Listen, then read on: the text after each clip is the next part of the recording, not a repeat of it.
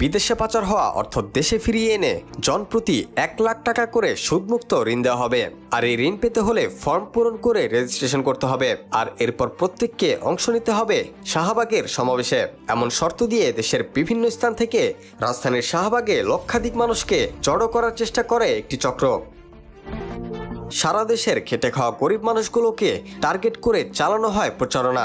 ঢাকায় আসা সবার কাছেই একটি প্রচারপত্র পাওয়া যায়, যেখানে এক অজ্ঞাত ব্যক্তির ছবি সংবলিত করে লেখা, লুণ্ঠিত অর্থ উদ্ধার করব, বিনা সুদে পুঁজি নিব, বিনা জামানতে 1 লক্ষ থেকে 1 কোটি টাকা পর্যন্ত নিতে আগ্রহী সর্বস্তরের জনগণকে অবস্থান কর্মসূচিতে অংশগ্রহণের আহ্বানও জানানো হয় প্রচারপত্রটিতে। কিন্তু সন্দেহের বিষয়, যারা ঢাকায় এসেছেন তাদেরকে জিজ্ঞাসা করা হলে প্রচারপত্রটি দেখিয়ে শুধু বলছেন ঋণ দেওয়ার কথা বলে তাদেরকে আনা হয়েছে, কিন্তু কে এনেছে, কারা ঋণ দেবে, কেন দেবে কিছুই জানেন না তারা। এমনকি তাদের যারা ঢাকায় এনেছেন তাদেরকেও তারা চেনেন না বলে দাবি করছেন। এখানে আসার জন্য সুসংগঠিতভাবে তাদের বাস ভাড়াই বা করে দিল কে? রয়েছে অনেক প্রশ্নই। এত বিশাল পরিসরে এমন একটি পোস্টার বিলি করা হলো, ফর্ম পূরণ করিয়ে আবার রেজিস্ট্রেশনও করানো হলো, অথচ ঘুণাক্ষরেও টের পেল না গোয়েন্দা সংস্থাগুলো।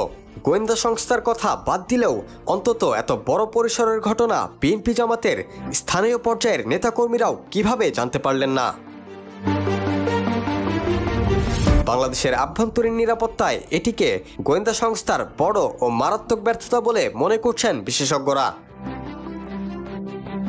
Rakibul Hasan, D news, Bangladesh.